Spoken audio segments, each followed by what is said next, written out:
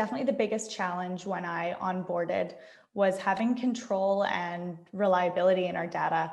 So that's been a huge part of that project that I'm sure we'll get into in a few moments, which is really taking back control of our digital systems and figuring out how to make them work for us in a way that's reliable and can help us make decisions, which that transparency in our data wasn't really there.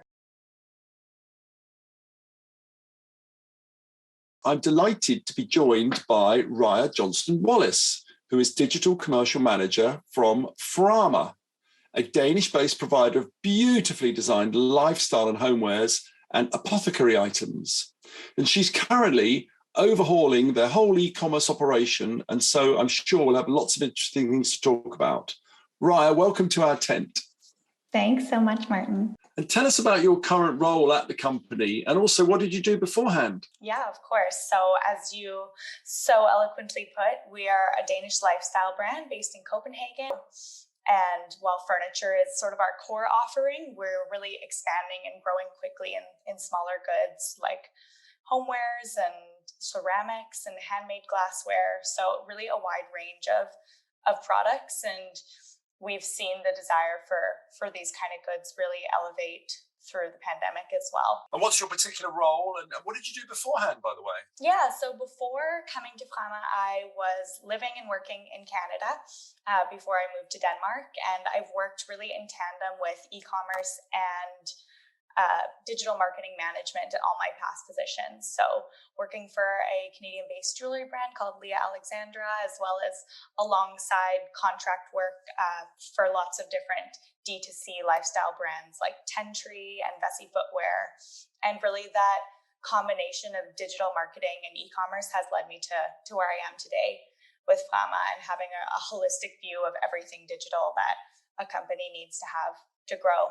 So my current position is just that, managing all of our digital, from e-commerce to performance marketing to digital marketing strategy, to really prepare our business to scale and digitize ourselves in the best way that we can for a very in-person, tactile design brand. What have been your biggest challenges over the period you've been in the post, and how have you been overcoming them? So I joined FRAMA in January, and definitely the biggest challenge when I onboarded was having control and reliability in our data. So that's been a huge part of that project that I'm sure we'll get into in a few moments, which is really taking back control of our digital systems and figuring out how to make them work for us in a way that's reliable and can help us make decisions, which that transparency in our data wasn't really there.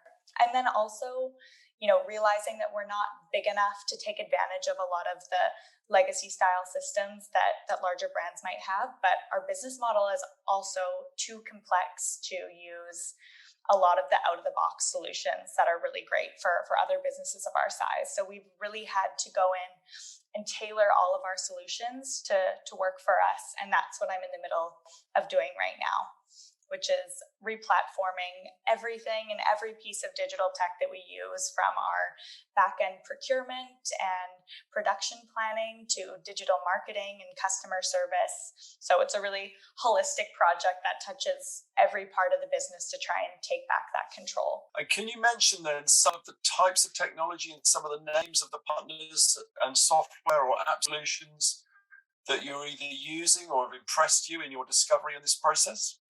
Yeah, absolutely. So we were on a headless system, which is a great system, but as I mentioned, we didn't feel like we were able to take full advantage of it. So we will be switching to Shopify. My background is mostly in Shopify, and I really think that for most businesses, there's just an amazing amount of growth and investment behind the tech that will allow us to scale at the pace that we're ready to. So I'm really excited for us to be working with Shopify, and I think it's going to open up a lot of doors in terms of marketing integrations, which is something we've struggled with on a headless system too, is getting the integrations right. So I'm really looking forward to working with Klaviyo, which is an amazing email marketing provider that I think is going to take all of our community-based brand engagement just to the next level. Thank you for that. And are there any others that you would recommend? Yeah, I definitely think Bright Pearl is a really fantastic solution that we're going to be migrating over to. They have a really plug and play but customizable platform, and it integrates with Shopify. So we're going to be using them for everything from order procurement to B2B post-purchase. And I'm super excited about the possibilities. The team has been really great in customizing our journey with them too. So I'm super excited. And what about things like merchandising and displaying all these lovely products and suggestions for customers? What solutions are you using there, or will you be using Shopify apps for that? Yeah, so I think for search and merchandising, we'll be going with Algolia.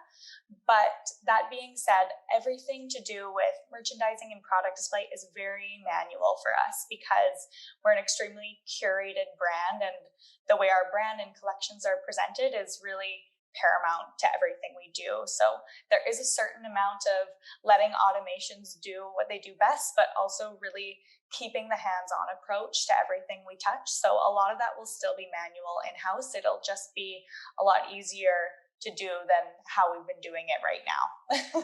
So Right. adding a little finessing touch to still keeping things manual enough to present things the way we need them to be. I wanted to ask you a couple of other questions. What other existing e-com retailer or DTC merchant do you admire or even wish that you'd started? Yeah, I think that one player that always does such an amazing job, especially in the beauty and wellness space, is Glossier. I mean, they're a huge D2C brand, but they really have a great way of keeping a very polished brand-led site while still keeping things feeling light and approachable and exciting and fresh. So I've really always admired their user experience and their ability to translate their brand digitally, which is what we're trying to do right now. So they're definitely somebody that I look to for inspiration of how to bring that in-person experience digital. At a more personal level, what's the best piece of advice you've ever been given in your work? I think one of the best pieces of advice that I've been given, which I didn't like being given at the time,